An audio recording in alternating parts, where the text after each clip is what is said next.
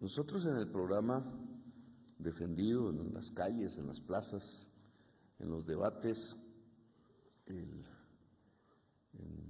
los meses pasados antes de la elección, defendimos como uno de los ejes programáticos el fortalecimiento de la economía popular. Por muchas razones. Primero, por nuestro criterio, nuestra visión democrática del mundo. La exclusión en Colombia no solo excluye a personas por su color de piel, por su origen cultural, étnico, por su origen incluso territorial, ¿no? Si naciste en el Chocó, te fregaste. Si naciste aquí en Mendoza, tienes problemas. Sino que además, desde el punto de vista de la economía, de la estructura económica del país, excluye a las personas más débiles, económicamente hablando, aún siendo productivas, como el campesinado de Colombia, o trasladado ese campesinado en la historia nacional hace varias décadas, casi que en masa y permanentemente, unas veces por las condiciones económicas, otras por la violencia misma. Se fueron a estas ciudades que se fueron transformando en ciudades grandes. Siempre crecen como un anillo, como los anillos que hay en los troncos de los árboles cuando se cortan, concéntricos. Uno puede ver, por ejemplo, en una ciudad como Bogotá, cómo van creciendo esos anillos con características diferentes. Uno es lo que uno ve aquí en el centro, parte de la historia. Otro el que sigue hacia el norte muy inglés, el que sigue aquí hacia el sur inmediato, obrero. Eran los barrios de Gaitán y así va, en la medida que se va alejando, va apareciendo como la historia, si se pudiera escribir la historia del crecimiento de una sociedad que ha sido, de una ciudad que ha sido a golpes de violencia, a golpes de desplazamiento, a golpes de víctimas.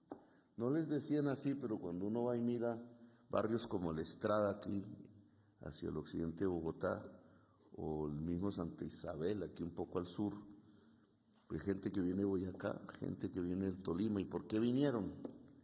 Pues no simplemente atraídos por la gran ciudad, sino porque había estallado la violencia por allá. Y entonces venían aquí buscando socorro y viendo cómo salvaban la vida, y así se fue construyendo esta ciudad, y así las demás. Y aún hoy,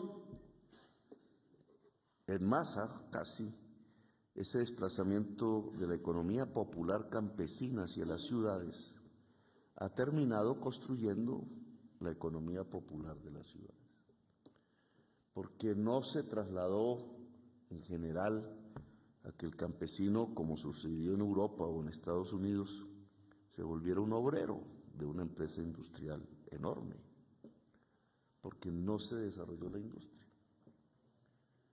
Y eso que es una diferencia con lo que pasó en Estados Unidos, marca algo que es fundamental. Allá se desarrolló el capitalismo, entonces la sociedad se dividió mayoritariamente en la gente obrera, asalariada que iba a las fábricas, y una pequeña núcleo de propietarios de esas fábricas.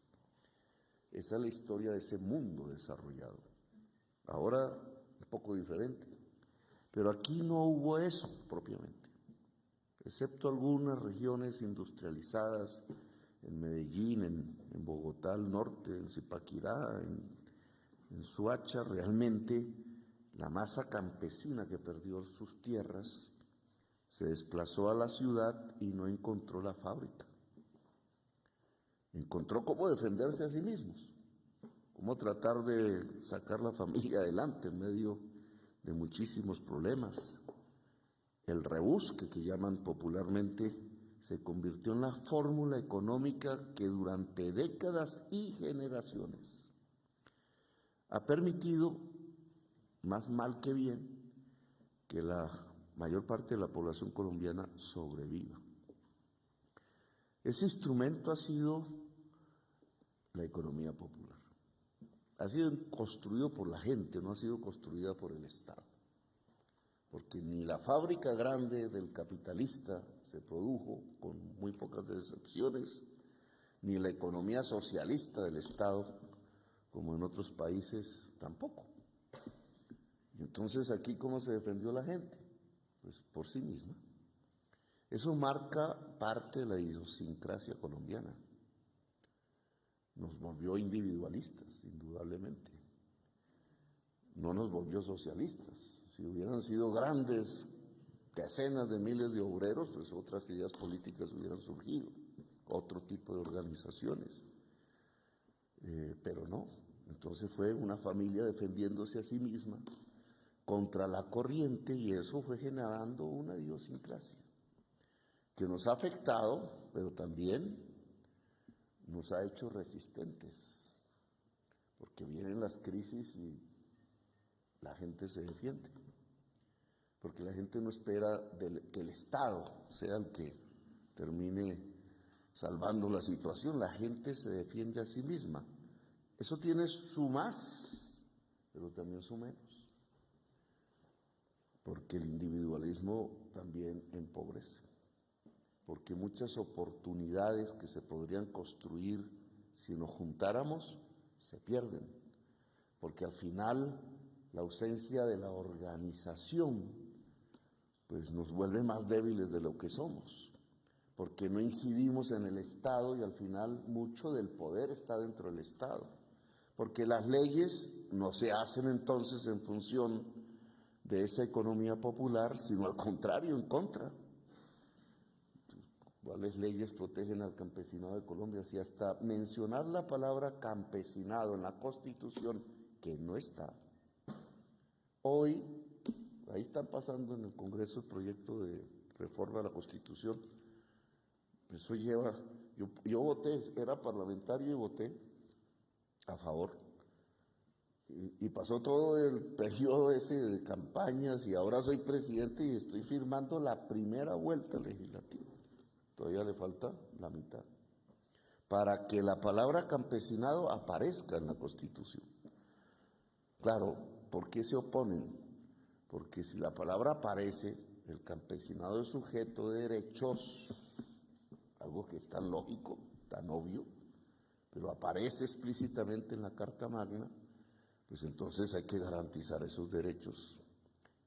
Un campesino ya puede poner una tutela, mire, la Constitución dice que yo tengo derechos, el DANE tiene que contarlos, la política pública tiene que empezar, por lo menos, a contemplar que existe el campesinado de Colombia. ¿Y el campesinado cuánta gente es?